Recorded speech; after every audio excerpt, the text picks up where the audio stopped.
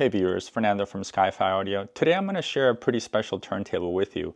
This is the SL1200GLD from Technics, released in 2004 in very limited quantities. So I'm going to dive in deep, maybe 5-10 minutes, and share with you why this is such a cool special piece. Like Technics turntables, I've got videos for you galore. I've got a review of the 1200G, the GR2, the SL1500. I've got reviews where I've done super expensive cartridges on the SL1500C. I've done vibration testing. You name it, we're on it. I'm going to link below to all those videos for you. All right, so this is the system currently in my bat cave. I've got a Alnic integrated amplifier and a phono stage that I'm trying out. And here it is, the SL1200GLD. So a lot of you might ask, if you're a fan of the channel, how come you don't have a 1200G? Well, I am in the same boat as many of you guys that have ordered them, which is I'm waiting for it. We've had tremendous demand, and Technics has not supplied as many as we were hoping. So I went to the shop and I said, well, while I wait for my G, what do I've got that I could enjoy? And I found this in what's called our Holy Grail collection. So I pulled this GLD out of a stock, brought it home, and I've been enjoying it now for a few days. So the GLD came out in around 2003, 2004 to commemorate 3 million SL1200s having been built to that point, which is a really impressive number for a manufacturer. Only 1,500 of them hit the United States. There was another 1,500 that went to the rest of the world. Sounds like a big number, but in Technics world, considering how many they've made over the years, it's pretty small quantities. So not to be confused with the SL1200 LTD or Limited, which came out in 1995 and was based on the MK3.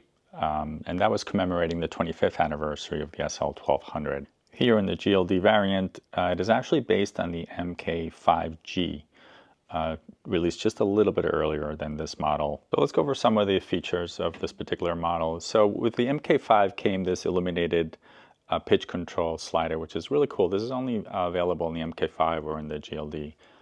You can see they kind of lit it all blue here. And also the blue lighting throughout. Up to this point, I think it had been white, and this was the first model to be all blue, including the stylus illumination. Gold-plated parts had been done before, as I mentioned earlier, but not to this level. This has more bling than any other Technics ever made. We're talking the entire tone arm, the tone arm shaft, and even the head shell is gold-plated. Here we see the special badging, the limited edition with production certificate number. So this is 698 out of the 1,500 or the 3,000 if you count the whole world market. Other features include a much more capable pitch adjuster. This one goes all the way up to ±16, which is something DJs were asking for.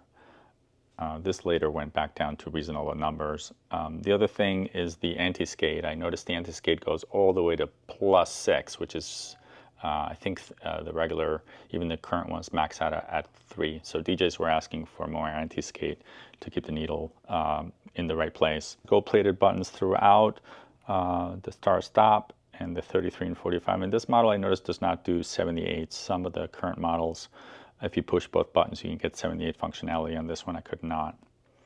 The power button is recessed. On earlier models, it was kind of a little more exposed, so someone might potentially knock it off without realizing in middle of a session, which would be disastrous. We've got the our 45 RPM adapter here, also gold-plated, and making its debut here in the MK5 would have been this little hole here, which is where you would place a secondary head shell. So if you needed a standby head shell, this is where you would keep it. Close to the platters also, at least the edges of it are gold-plated. It's also the first time I've seen this knob on the side of the arm. I think it's called a lateral balance adjustment. Apparently it's some sort of feature for DJs to balance the arm laterally, but I'm not quite sure how it works. So if you guys have a better sense of it, please do leave a comment. I'd really appreciate it. Covered the VTA before, but we've got a locking system here where we can release the VTA. It locks in this direction, and now it's unlocked. And you're able to essentially adjust the height of the tone arm from 0 to 6. I imagine that's millimeters, although I'm not quite sure. But it's as easy as just rotating the large knob, and when you're done, you just lock it up again. Focusing a bit more on the tone arm, this is the 5G was the first model where they introduced oxygen-free copper in the tone arm leads. Those are the wires that connect the head shell through the tone arm and back to the connection point at the bottom. So those are oxygen-free copper in this model. In that sense, this is really just an MK5G that's blinged out in gold. And, you know, it's not for everybody. It has quite a bit of bling on it. So I'd love to hear from you guys, see if you like it or you think it's just way too gaudy. It does look good in this system I've got set up here, which is combined with this is an Alnic 10 watt 300B integrated amplifier, and it's matching phono section. And I've got running the Jadi speakers. This is the Jadi Eurythmics. They're absolutely insane. It's a very cool speaker. Let me get the lighting back on so you can see it. So yeah, 10 watts is able to drive these big giant four-way speakers, and it does a beautiful job. My least favorite part of the turntable, probably the captive RCA cords. They're, you know, they're nice quality Technics cords, but you know, I like to use my own cables, especially in a turntable of this caliber. And I could do the modification. I'm not quite sure if I want to mess with its authenticity, but there are many kits out there available in case you want to replace or have RCA jacks put on your SL1200. Gold 1200s, it has a removable head shell, which I've already unscrewed to show you. This is really a selling point for all the 1200s. Being able to easily remove and replace the head shell is just an absolute dream. It gives you the ability to keep several in hand that are already sort of pre-mounted and adjusted. You know, you might have a moving coil for certain records, use a moving magnet for others, even a mono cartridge in case you have some sort of older mono recordings or even 78s.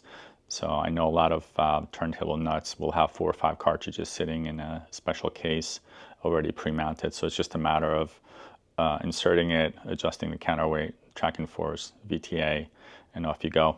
So a turntable of this caliber can actually handle a pretty expensive cartridge. In this case, I've chosen from the top shelf at the shop. I've got a Kiseki Purple Heart. It's a beautiful Japanese handmade cartridge. It's got a wood body, I believe it's a boron cantilever, absolute dreamy cartridge, and it sounds fabulous on this turntable. I've been listening to it for a few days, finding no fault in it. So let's look at the operation. Obviously, you've got the power here, and then it's always a dream to operate and see how quickly the platter will start and stop. Here is the lifter. This is what lights, I'm sorry, not the lifter, but essentially the queuing LED light. You push the button to release it. Pretty cool. Here's the slide adjuster for the pitch. So for running the table, sorry for the glare, and you release the reset. So now we're actually able to manipulate the speed of the platter plus minus 8. I think it's percentage. And then if we hit this button, we can do plus minus 16%. And the beauty of these turntables, even all the way up to the current model, the G, is that you've got a reset button. So if you're not into this sort of setup, you just push reset and it is completely out of the loop. It locks down to whatever speed you've set here, and you don't need to worry about it any longer. Fortunately, because of the low production numbers and the look, these have become super hard to find and expensive. You know, a good condition one, which is rare to find, most have been scratched and moved around and abused. It is delicate because of the finish on it. So, you know, a good used one will probably run you $5 grand, or even I've seen DJs sell a pair of them for 10. So at SkyFi Audio, as you can imagine, we are Technics dealers, and we sell quite a few GR2s and Gs.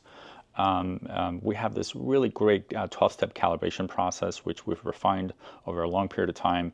It's pretty intricate, so you're able to purchase a 1200 G or GR2 and buy a calibration package, which essentially is 12 steps. We use tons of specialized equipment and much experience to properly dial one of these in. Now you can get up and running on your own with what's included. Right from Technics, you can get playing within 15-20 minutes. But if you want to maximize the potential or get every bit of performance out of the turntable, I urge you to take your turntable or buy it from someone like us that can do a full-blown calibration. Here it is playing. I hope you've enjoyed the video. This has been a lot of fun to make for you. Please leave a comment below if you have anything to add to this presentation, and be sure to visit us at skyfiaudio.com.